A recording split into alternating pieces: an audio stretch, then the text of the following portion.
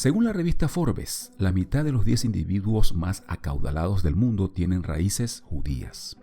Se trata en concreto del fundador de Facebook, Mark Zuckerberg, los empresarios Michael Bloomberg y Warren Buffett, el cofundador de Google, Larry Page, y el fundador de Oracle Corporation, Larry Ellison. ¿Por qué la mayoría de los judíos son ricos? Ese es el título de nuestro micro de hoy. Para encontrar la respuesta a esta pregunta, necesitamos analizar lo que dice la Biblia sobre la fundación de Israel como nación. 5 primeros libros de Moisés, encontramos las leyes que sirvieron de fundamento para la nación israelita. Los estatutos dados por Dios incluían las leyes ceremoniales, las de salud, las leyes civiles y la historia donde se presenta la aplicación de esas leyes en la relación entre Dios y los patriarcas. Si analizamos detenidamente cada una de estas leyes, encontramos que buscan expresar de una manera práctica y tangible el amor de Dios por su pueblo y el amor de su pueblo hacia Él y su prójimo. Las leyes ceremoniales contenían básicamente los 10 mandamientos y las leyes que tenían que ver con el sistema del santuario terrenal. Los primeros 4 mandamientos fueron dados para que entendiéramos cómo expresar nuestro amor hacia Dios y con los otros 6, cómo expresar el amor hacia nuestro prójimo.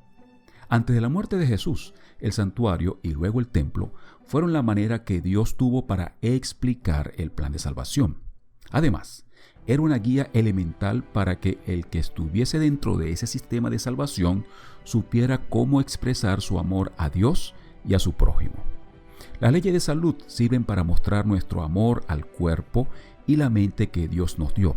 Las leyes civiles sirven para aplicar el amor hacia la comunidad en la cual nos desenvolvemos. Dentro de esas leyes civiles encontramos los principios de libertad financiera que, como todo el sistema legal, sirven para enunciar nuestro amor hacia Dios, hacia el prójimo y hacia nosotros.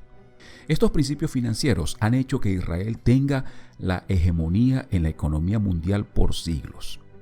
Veamos cómo comenzó toda esta bendición. El Génesis nos cuenta que Jacob entró en Egipto contando en su familia con 66 personas y salió con las suficientes para formar una nación. Este pueblo pasó sus últimos años en Egipto viviendo una vida miserable. Miseria mental, espiritual, social y económica. Por eso, Dios tuvo que dirigirlos con mano férrea en sus comienzos como nación para poder establecer bases duraderas y evitar desastres mayores. El tiempo había llegado para que Israel se independizara como nación. Eran unos 2 millones de personas sin ninguna propiedad, con poca cultura financiera y pocas riquezas. Tenían un liderazgo básico en cada tribu, con un jefe general y jefes en las divisiones y subdivisiones de las familias.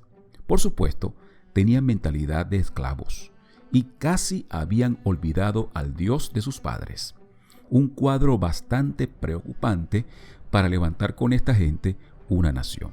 Dios hizo varias cosas para poner las bases financieras de su pueblo. Como un acto de justicia, ordenó a los israelitas que despojaran a sus amos, una especie de compensación económica por el trabajo realizado y por el sufrimiento infligido. Las plagas habían dejado bien dispuestos a los egipcios en este sentido, ya que querían que Israel saliera de sus dominios antes de que todos murieran, según nos dice Éxodo capítulo 12, versículo 32. La Biblia nos presenta este asunto de la siguiente manera: e hicieron los hijos de Israel conforme al mandamiento de Moisés, pidiendo de los egipcios alhajas de plata y de oro y vestidos. Y Jehová dio gracia al pueblo delante de los egipcios y les dieron cuanto pedían. Así despojaron a los egipcios. Éxodo 12, 35 y 36. Al salir esa noche Israel de Egipto, llevaban sus ganados y un gran tesoro que habían conseguido de la nación más poderosa de aquel entonces. Nada mal para comenzar, por lo menos en el aspecto económico. Además de darles parte de las riquezas de los egipcios, Dios prometió a su pueblo instalarlos en una tierra donde manaba la leche y la miel. Moisés dice: cuando Jehová tu Dios te haya introducido en la tierra que juró a tus padres, Abraham, Isaac y Jacob, que te daría, en ciudades grandes y buenas que tú no edificaste, y casas llenas de todo bien que tú no llenaste, y cisternas cavadas que tú no cavaste, viñas y olivares que no plantaste. Y luego que comas y te sacies, cuídate de no olvidarte de Jehová, que te sacó de la tierra de Egipto, de casa de servidumbre. Deuteronomio 6, 10 al 12. Todo este bienestar debía ser complementado con una educación financiera que perpetuase estos recursos y así poder tener libertad financiera. Para conocer más sobre lo que Dios enseñó a su pueblo sobre esta materia, analiza los otros micros de la serie Libertad Financiera que están a tu disposición en este canal y espera los que vendrán. Como ves, el amor de Dios es práctico.